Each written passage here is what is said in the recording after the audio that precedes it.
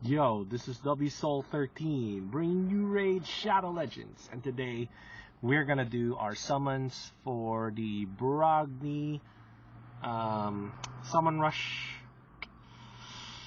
It's gonna be doozy, boys. Sorry, my prediction was way off yet again. We're going over 5,000 points, 5,500 points, exactly like the Brogni fusion. I wish it wasn't so, but Plarium did not listen to our prayers, and apparently, well, it's instead of breaking up these fragments for Demytha and making them accessible here, you're gonna have to get 6 sacred shards worth of points, right? So points, 500 points per sacred shard. Don't even think about using ancient shards for this. Mystery shards would be great if you have any. I might go for 7 sacred shards. It depends what I get. We'll see. I have a lot of sacred shards stored up, so I can afford to cash out a few. We're gonna talk about 10x first, and then I'm gonna do the summons, and I'm gonna tell you exactly why you should pay this steep cost of getting Sigmund. No, Demytha, bro. You want to get Demytha. Let's talk about that right now. Let's do the epics. Occult Brawler. So we already know he's a G in a budget unkillable. He's a great slow boy. He's a great stun target. He's great in regular clan boss comps. The only drawback is the low base defense, but because of this passive right here, he puts a poison on. If you ascend it, it's a 5%, and he does it at the start of each turn. It's really strong, and it's a 4-turn duration. That's pretty crazy, you know. So it stacks up really fast. Nice 4-turn duration. Occult Brawler, still one of the best poisoners in the game. Still up there. So many utility things you can do. You're not really getting in for that block revive. The theme of this block revive, I don't really think about it. It's not really about block revive. So, what's this? Fanax. He's kind of like an underrated progression type dude. He doesn't really get you anywhere specifically by himself, but he can do a double hit here, right? And the enemy skill cannot be revived with his A1. And then he does block active skills, block buffs, AoE. So AoE block buff, a very hard skill to have on anybody. And then you got decreased defense and decreased speed, but it's only one enemy. So if this was AoE, he'd be bonkers. So he has AoE block buffs, which is not bad. Not bad. If you get him, that's not bad. Excruciator has actually come out as one of the strongest Fire Knight 25 or 24 champs in the game. Why? So it's because of this skill, I think. Attacks one enemy, damage increases 35% while attacking under a veiled buff. Alright? And it depletes target's turn meter, fills his champion turn meter, and it can only deplete up to 50% against bosses. Right? So it's really strong against Fire Knight. This is one of the few skills that can go over the 10% max enemy max HP cap on the damage from the stage 21 to 25 bosses. So Excruciator, you know, is that good enough for you to want to crack Excruciator? I don't know. I don't feel like it. Honestly don't feel like it's good enough to do that, because a lot of the end game Fire Knight teams actually revolve more around Allure, not really Excruciator. Excruciator makes it faster once you get to the boss, but to really keep the Fire Knight from taking a turn, you need Allure. So Allure is really the more kind of like pseudo legendary type epic that you want for these end game teams, you know. Luria. So what's Luria do? One enemy, decrease speed, heal reduction, decrease depth, a small one. Alright, so you can ascend it to big versions of it. Okay. And then AoE freeze. Alright, AoE freeze, not bad. With block revive. And then there's attack one enemy and removes all buffs. Alright, 80% chance of placing block buffs. Okay. So she can remove buffs, so that's kind of okay, but it's only one enemy, it's not AoE. You know, Madame Ceres does AoE. A bunch of other champs can do it AoE as well, even though it only does one random buff or whatever. And of course, if you're F2P, you shouldn't be looking at any of the legendaries. They shouldn't matter because nobody ever pulls one. Alright. I have 400 mystery shards, so I don't have enough to get me that Lego book. So I might have to pull another sacred shard if I don't get a legendary. If I get a legendary champ, I might just pull my 6 and that's it. So let's go. Let's pull my 6. And then I'll talk about, while we're pulling, we'll talk about why this cost needs to be paid. This is Baroth. Okay, I think I already have Baroth. The cost needs to be paid because Demytha gives you... Oh, Jareg. Alright, Jareg is a very good one to have right now. Ally Protect and Increased Defense. Really strong in Clan Boss. Even though he's HP based, that's fine. Really, really strong. Damage based on attack. But he's an HP based champ. Seems like they need to fix this. But decreased attack, of course, extremely useful in Clan Boss, right? Anyways. Demytha, guys.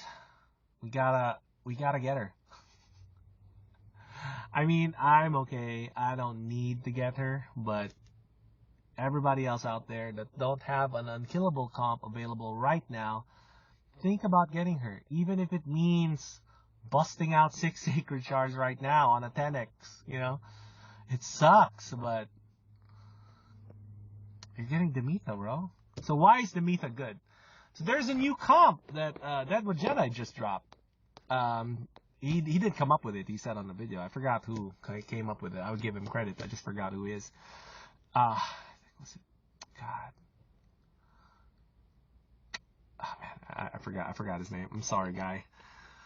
Much love to you though. He did a great job. Snorting Thug, not bad. He doesn't really. It's not really that great. He takes buffs away. You know, he can do some things, but single target only.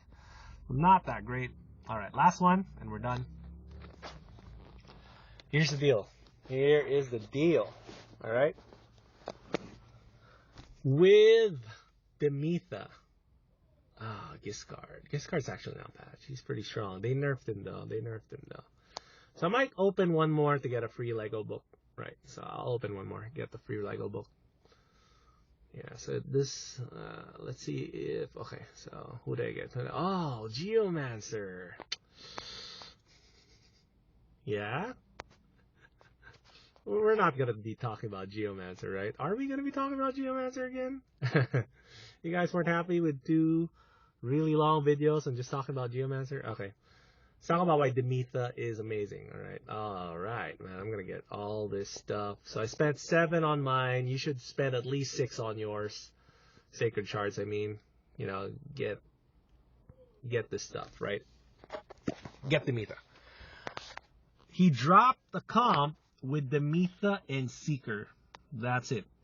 Those are the 2 champs you need to pull. Every other champ is guaranteed. So you need a second turn meter booster, which can be filled by Haikatun, who also has increased speed aura, right? So that helps you with the gearing process, because you're gonna have to get a really high speed on Demytha to make that comp work. I think it's something like 250 or 270 speed or something crazy. So why would you want Demytha if you don't have unkillable? Because it's a way for you to get unkillable without having to pull a man-eater, you know? So void epics, specific void epics, are very, very hard to pull. I got lucky with my man-eater, but like Madame Ceres, I played, what, almost 2 years now? It's going to be 2 years this December I've been playing this game. And I've never pulled a Madame Ceres until like a month ago or a few weeks ago. You know, it was my first time ever pulling a Madame Ceres. So pulling a specific void champ, extremely hard to do. Pulling a specific epic champ is hard to do, period. But once you start talking about void champs, extremely hard to do, bros. You have a chance here to get Demytha. She can give you access to Unkillable. There's a comp out there with Seeker and Deacon. There's a comp out there right now with just Seeker. I'm pretty sure there's going to be more comps out. The power level is kind of like decreasing, you know. And that's usually the way it goes, right? The less specific your champs are, the less the power levels are gonna be. You know, that's kind of common sense, right? But that's how it works in this game. That's how it works in about any other game. And the point of that being is that finding a guaranteed unkillable champ in this game is hard to do. Hard to do. So here's your chance to pull one. I suggest you pull it. Okay. So funny because I think I saw Hell Hades talking about how his F2P account can't get Demytha or whatever. I didn't watch the video, I just saw the thumbnail. And he's talking about he's stuck at 95 fragments for Demytha. And I talked about this on day 1 of my fusion plan. Why? Because that's what you do when you plan for these things, right? You add up the fragments and you see where the weaknesses are. You see where they could have maybe mislooked something or whatever. But for the sake of science, let's do it again. Let us do it again for the sake of science. Counting the shards yet again. So don't look at Summon Rush or Champ Chase, right? Champ Training, 20. Dungeon Divers, another 20, that's 40. Dungeon Divers again, another 15, that's 55. No Demytha, no Demytha. Champ Chase, you don't count that. Demytha, the last is Fire Knight, that's plus 15. 15 plus 55 is 70, which means if you played in Summon Rush, like I am right now, 25, you're at 95, you're missing 5. If you played Champ Chase, and you didn't win Champ Chase, most of us will not win Champ Chase. Anyway, 25, you're still missing 5. You gotta play both events. Ergo, 5,500 worth of summon event points. Yikes. Really, really steep. Really, really steep. It's kind of sad that it's that steep, but Demytha's worth it if you don't have Unkillable. I don't know how many more times I need to say this, but she's worth it. Even if you don't have Unkillable, she's worth it. So somebody before suggested to me, hey, why don't I just go all out on Fire Knight, right? I mean, why spend 6 Sacred Shards when I can just spend energy and gems and just go all out on Fire Knight and get my extra fragments through there? Brilliant plan.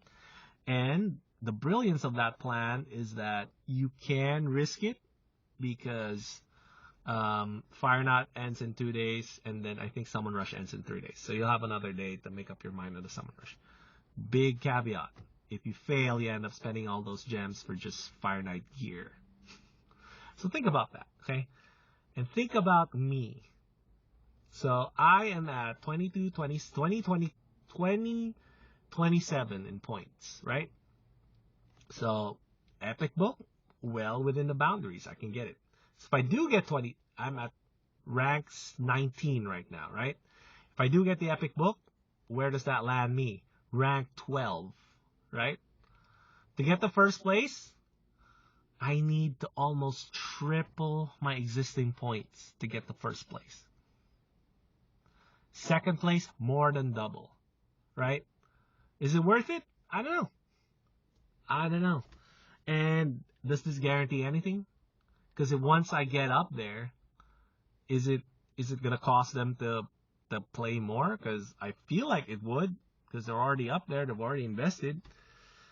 So you look at your bracket, see if you can win it. Great. Most likely you can't. It's too hard right now. Because they coincided it with a Super Raid event. You know, so all the whales are coming out and they're destroying that bracket. It is what it is, brass. It is what it is. You're going to have to spend the shards, honestly. In all likelihood, you're going to have to spend the shards. So I say, suck it up and spend the shards. I know it's a 10x. I know it sucks. Spend your shards that way, but you know what?